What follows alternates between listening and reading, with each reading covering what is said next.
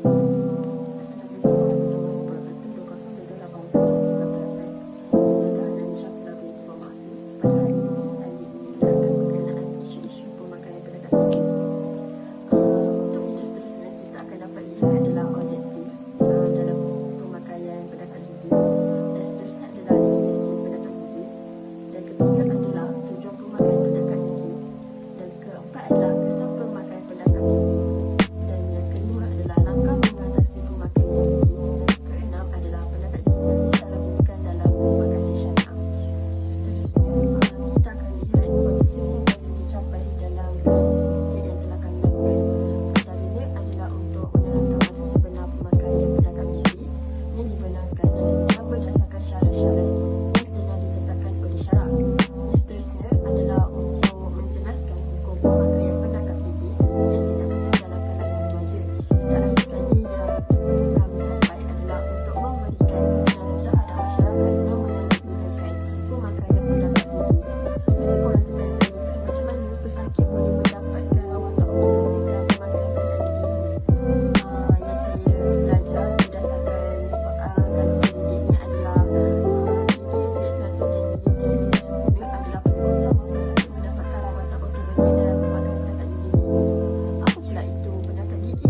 Pendekat gigi yang kita kenali dalam bahasa Inggeris adalah braces, adalah digunakan untuk bidang ortodontik untuk menyusun gigi ke posisi gigitan yang lebih baik dan juga menambah baik kesihatan pergigian secara keseluruhannya.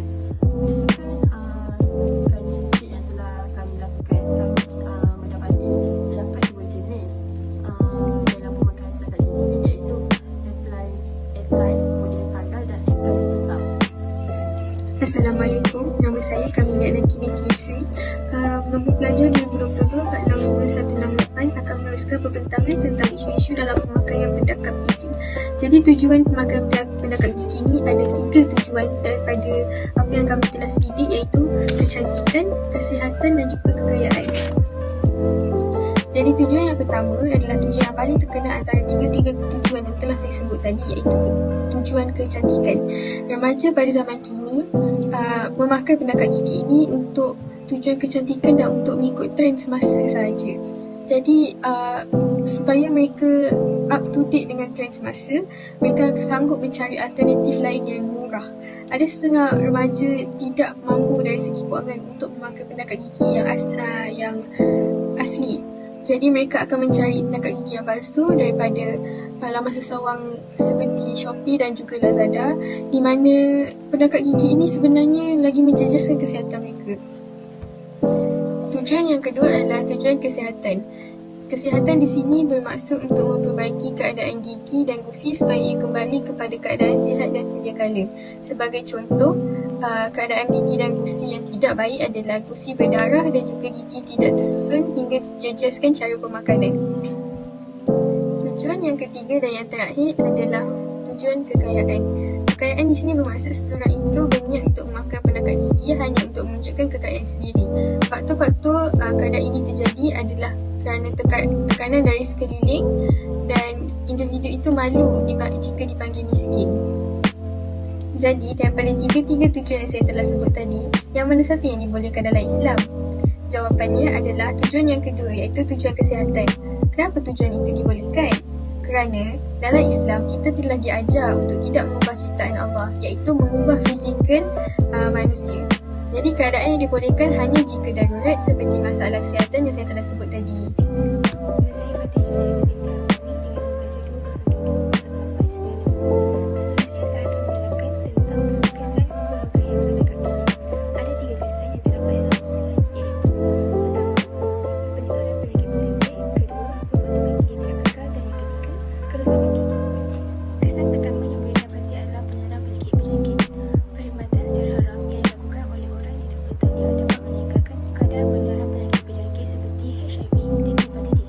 Hal ini kerana barang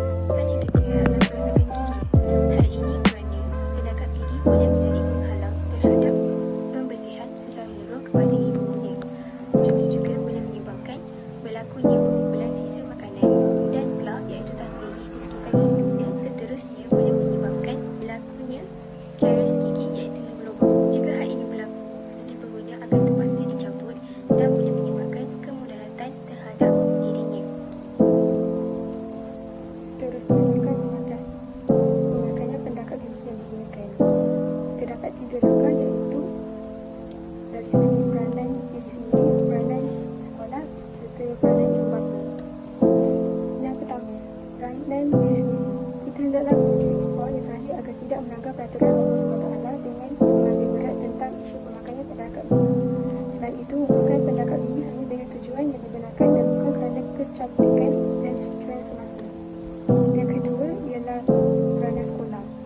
Sekolah hendaklah memberikan pendedahan terhadap keadaan dan penjagaan gigi yang memerlukan bantuan pendekat gigi berasaskan hukum dan syarat yang ditetapkan dalam Islam. Akhir sekali, peranan ibu bapa.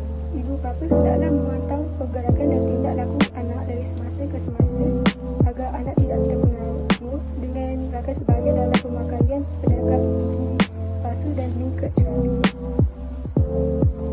Isu pendekat gigi dalam makasih syariah. Pemakaian pendekat gigi tidak memudaratkan agama, nyawa, akal dan harta, maka ia memenuhi semua kehendak makasih syariah yang dibenarkan. Pemakaian pendekat gigi diharuskan kepada orang yang mengalami kecacatan atau kemalangan pada gigi serta mempunyai masalah pengliharan dan pentuturan. Yang tidak dibenarkan adalah pemakaian pendekat gigi yang diharapkan jika seseorang itu berniat hanya untuk kecantikan atau mengikut tren semasa. Kesimpulannya, hukum memakai pendekat gigi ataupun braces adalah harus bagi tujuan gigi yang besar seperti patah, jarang dan retak agar dapat memandingkan fungsi gigi yang asal. Jika tidak mempunyai keperluan, kita tidak dibenarkan untuk memakai braces ini adalah hanya untuk semata-mata kecantikan. Selain itu, rawatan kosmetik yang boleh mengubah ciptaannya hanya boleh diterima pada situasi keperluan, mendesak dan bukan semata-mata untuk kecantikan. Sehubungan dengan itu, kita sebagai umat Islam yang berpegang teguh kepada ajaran Islam seharusnya berganding bahu dalam memerangi perbuatan mengubah ciptaan Allah yang sedang berlangsung pada zaman ini. Sebagai individu Muslim, hendaklah mengamalkan amal ma'ruf dan munkar dalam kehidupan mereka agar kita jerumus dalam perkara ini.